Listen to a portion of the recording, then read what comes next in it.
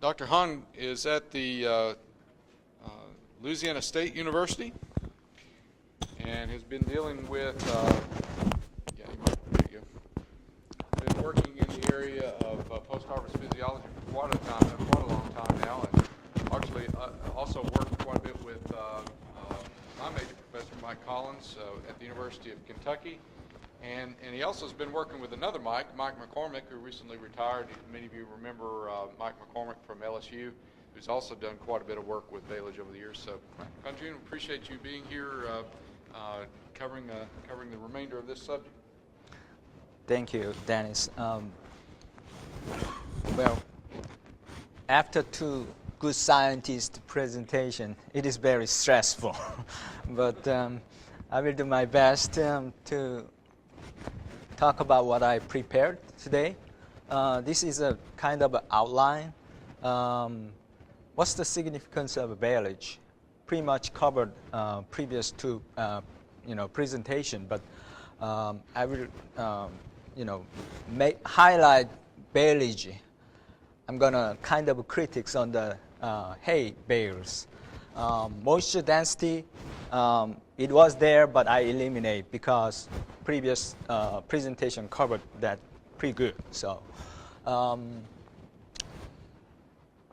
I got my PhD in Wisconsin, University of Wisconsin, but I'm working in the deep south. And forage there is warm season grass, Bahia. Bermuda is the pretty backbone of forage based livestock industry. So, and the silage is not very, I thought it's not very common, but I was wrong. We can produce forage year-round. So silage is not very important like northern states, but we make some silage there too.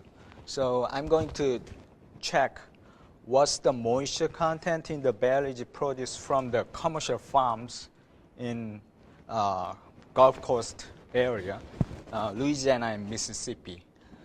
Species effect, because we produce forage but low quality forage. Warm season grass is not very highly digestible and low nutrient content. So we try to do some high quality forage, put it into that low quality forage system and make a better quality silage for the dairy farmers. The last one is a poorly wilted forage.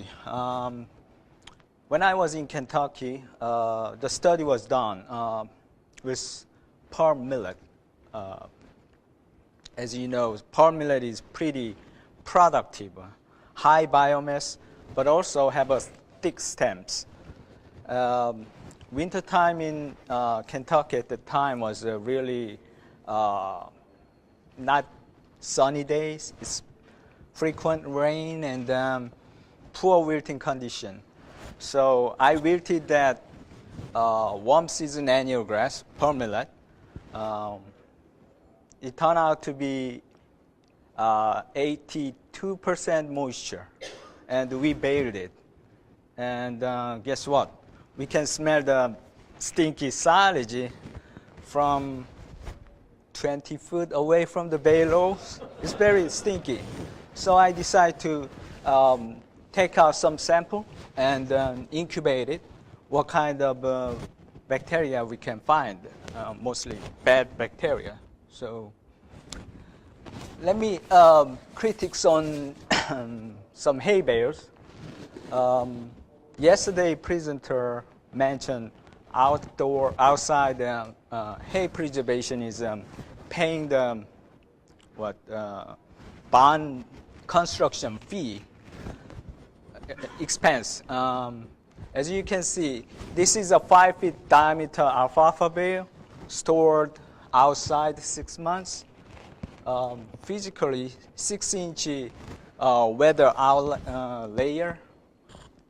Around the rim, 6-inch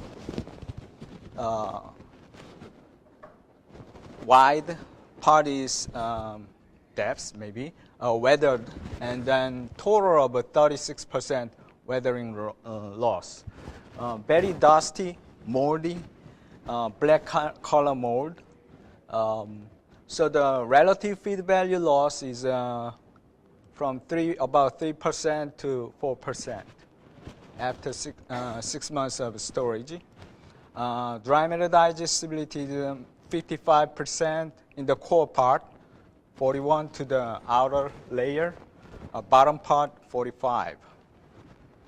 So we shouldn't store high quality forage like alfalfa outside. It's just wasting money. So find a barn and then stack them. This is another bale we measure the bale temperature.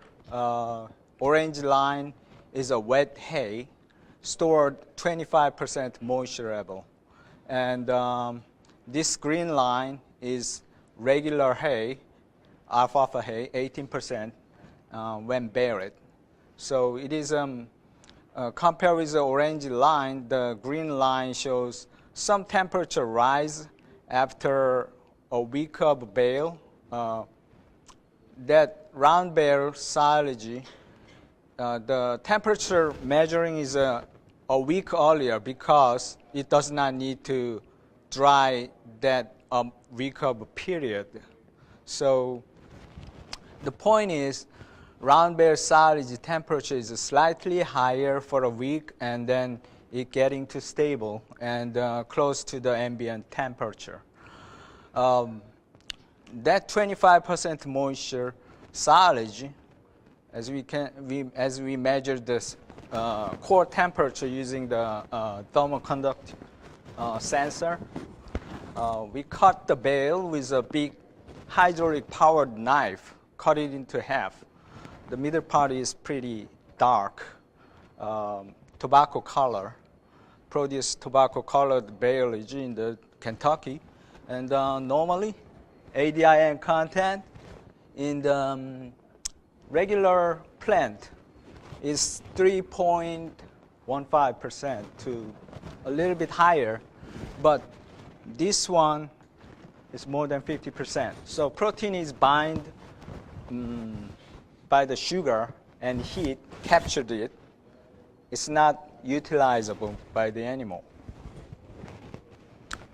Another comparison, hay bales, it's not 25 moisture hay, it's just a regular hay. And I compare with the baleage. Dry matter yield is about 0.3% body weight greater for the baleage. Digestibility is about 4% higher. And rumen pH, not different.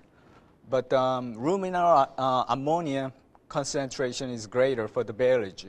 So, and the liquid dilution rate, so the passage rate is also greater.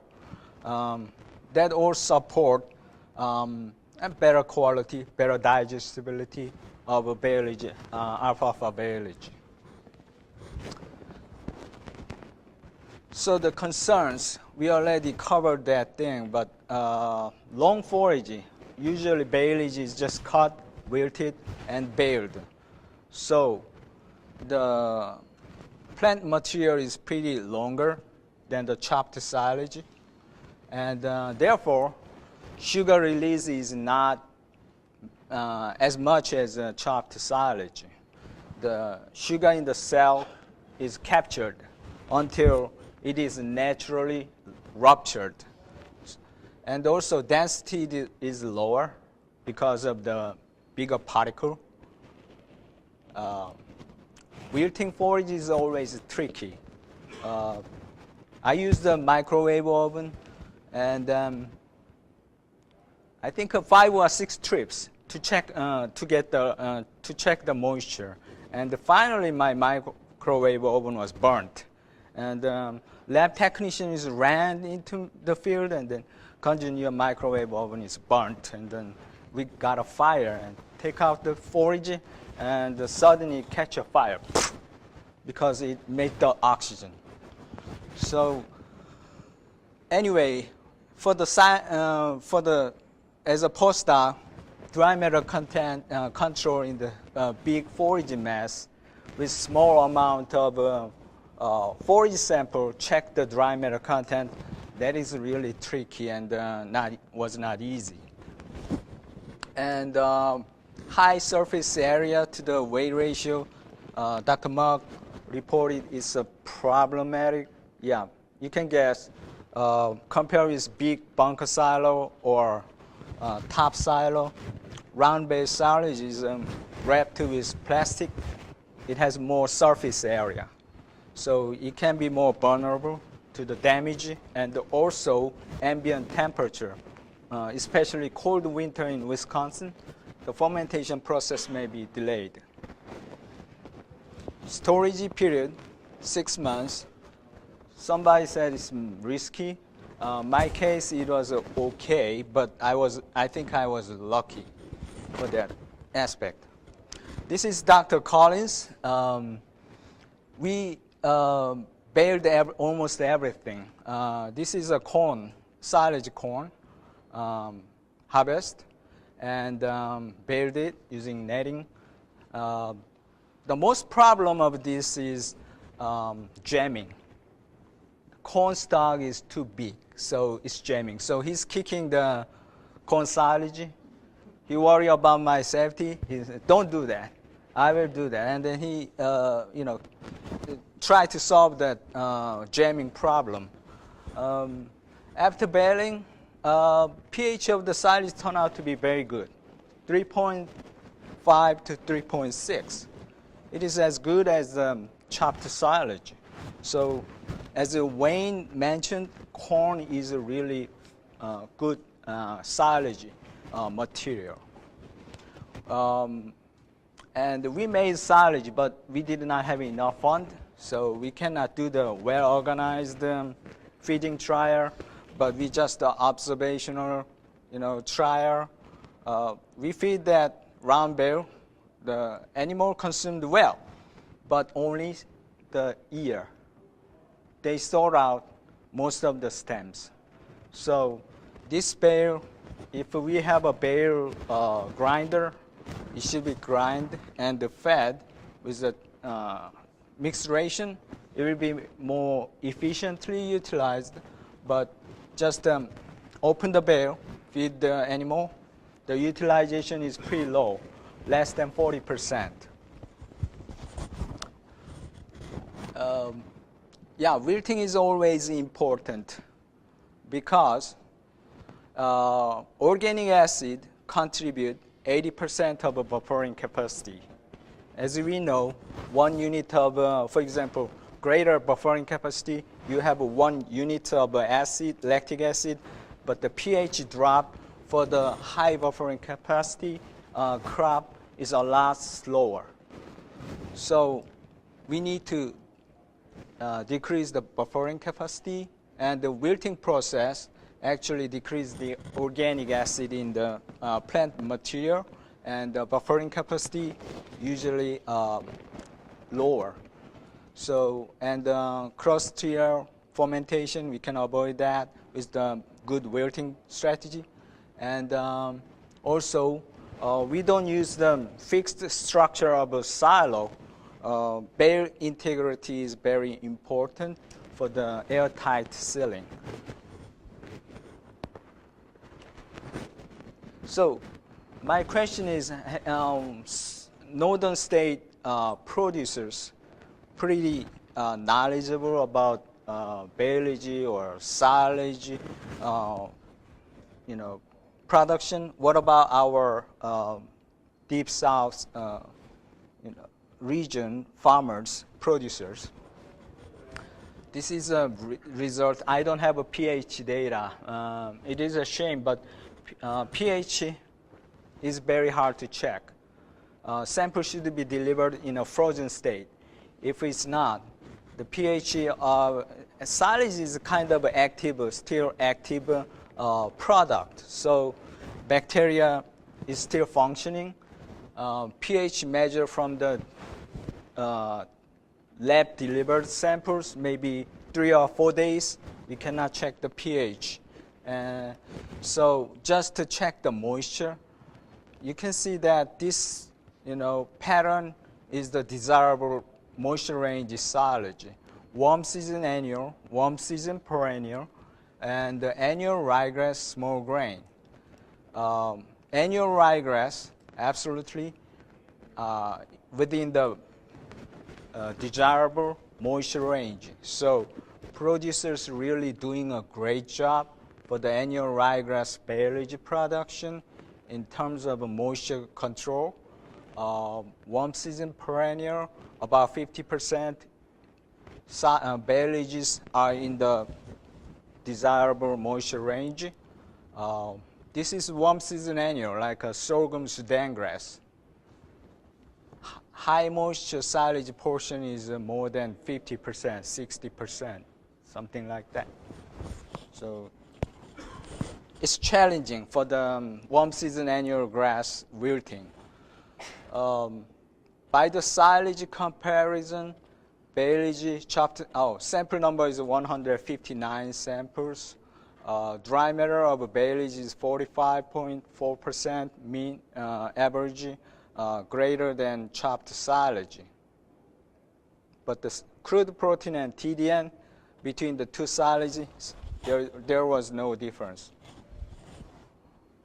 This is annual ryegrass, sample number 1,860, sample size, dry matter. Yeah, again, baleage is a little bit higher, greater than the chopped silage, and significant TDN is greater. Sorghum silage. Dry matter in the sorghum silage is a little bit lower compared with previous two different forage types. And crude protein was a little bit higher than chopped silage. So as I talked before, species effect may be important, not maybe, absolutely important in terms of density.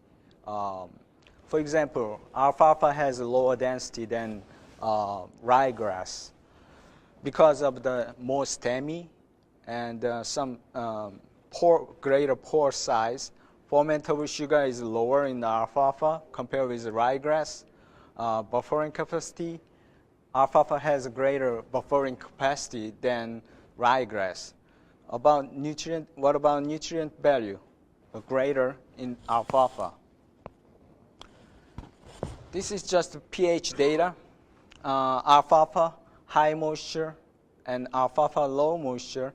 This is a mixture of alfalfa and perennial ryegrass.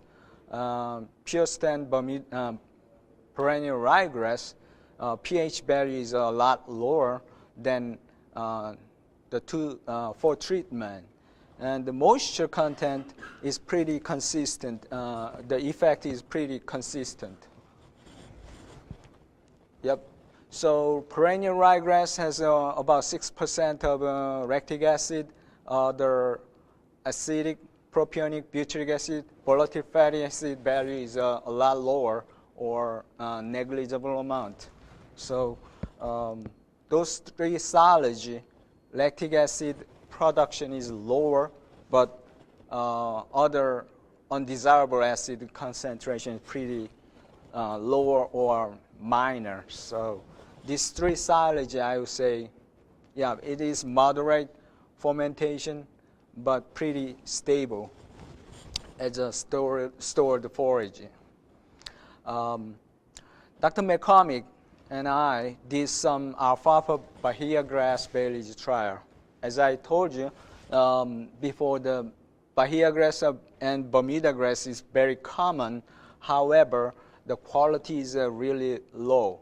So we want to feed this low quality forage to the dairy cattle. So the dry matter, when you make monoculture Bahia baleage, Bahia alfalfa baleage, and conventional corn silage, the dry matter content, as you can see, 55% versus about 30% of a corn silage. Corn silage in station, we just harvested at the 1/2 milk stage. So dry matter is, we don't need to worry about the wilting process. It is pretty straightforward. Crude protein, a lot lower than higher than conventional silage. In vitro dry matter digestibility, yes, corn silage is much greater than Bahia grass. pH, yep, silage has a pretty low pH, so much strong fermentation. And lactic acid concentration is 5 times greater. Butyric acid, 0.3 to 0.05, so it is very minor content. This is the particle size of the silage. So below 0.39 inch particle size, corn silage, because it's chopped, majority of the particle size is below 0.39, and the longer particle size, 11.6 inches, to warm season grass or a mixture of warm season grass and alfalfa has greater. Monoculture Bahia grass has greater percentage than other two. This Silage has about 22% of alfalfa in the forage mass. Animal performance with diet. The diet was formulated 42% of those bales. So this is not the silage, it is a diet. Intake, corn silage-based diet is a lot higher than other baleage. 3.5 fat-corrected milk yield also greater because of more intake and energy intake, I think. And body weight change, all three diet gain some weight. More acetate acid produced in the rumen. That means more greater particle size, so more fat, milk fat produced potential. The point is, Bahia grass is a low quality forage. So, do we really need to preserve that low quality forage in an expensive round bare silage system? That's questionable. And including alfalfa at the 22%, there's some improvement, but cannot catch up the corn silage level. Some concerns about wet silage, mostly published in the veterinary science journals in Britain, and we did some wet permless silage, and this is pretty green rush, and then we harvested. Here's Tracy Hamilton, cut and baled, and one day he jumped out of the tractor because he ran over the skunk family. So we dumped that silage, and we wait one more day, but the dry matter content of the forage is still 82% moisture. So it's crazy to bale this, permanent, but we did. And as you can see, white mold, in the literature, white color mold is not desirable, but not terrible compared with orange color or pink color. That's really looking pretty, but very toxic mold. So yeah, pH of silage is 8.6. We cannot tell it's silage. So we take some sample and incubate it in the blood containing agar for incubation to check listeria. It is positive. Hemolysis is found, and including listeria, some Clostridia, botulinum, sporangians. We have some, we detect some bacteria. So I ran into the microbiologist in UK, and hey, we have a Silage and it's dangerous. And then she said, no, Kun-Jun, don't jump on the conclusion. We incubate it, so that means it can be a problem. Presumably, it's problematic, but not absolutely it's a problem. So it's kind of, she's very conservative about, it is a silage and the cause problem, but nobody wants to feed this kind of silage to the animal. So my conclusion, round-based silage can be a very useful alternative, but Danny said garbage in, garbage out. That's pretty true. We cannot improve the silage quality without good starting material. Airtight, moisture control, that's critical. And I found that commercially produced round-based silage in deep south region, southern region, is pretty good range of moisture content. Some high moisture silage needs some caution for the animal health aspect. I think pretty much, I suggested this kind of preparation if you want to check your pH. It's not difficult. Silage to DI water, 10:1 ratio, blended 30 seconds, filter with cheesecloth, and then check with portable pH meter. Then you can figure out what's the pH of your silage. So do it yourself. Thank you very much.